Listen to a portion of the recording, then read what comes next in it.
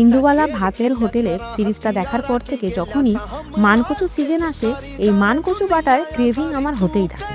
কিভাবে মানকচু বাটা বানালে একদম ইন্দুবালা হোটেলের মতো হবে, গাল চুলকানোর ভয় থাকবে না, আর মানকচু বাটা হবে সাদা একদম ধবধবে। প্রথমে মিক্সি নিয়ে নেব। মিক্সির মধ্যে সাদা এরকম ধবধবে কচকচে হবে, আর মার্কেট থেকে আনার একটা দিন পর তারপরে রেসিপিটা ট্রাই করব। কাঁচা লঙ্কা দিয়ে দিলাম, আর বেশ খানিকটা নারকেল কোড়া পেস্ট বানিয়ে নেবো। চাইলে এটা শিলেও কিন্তু বেটে নিতে পারে।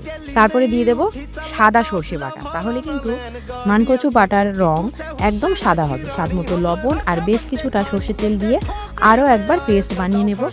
নিলেই কিন্তু মানকচু বাটা একদম রেডি। এরপর প্লেটে নামিয়ে নেব। ওপর থেকে আরও কিছুটা কাঁচা সর্ষের তেল দিয়ে দেব। কাঁচা লঙ্কা আর গন্ধরাজ লেবু দিয়ে গার্নিশিং করে গরম ভাতের সাথে সার্ভ করুন অ্যান্ড এনজয়।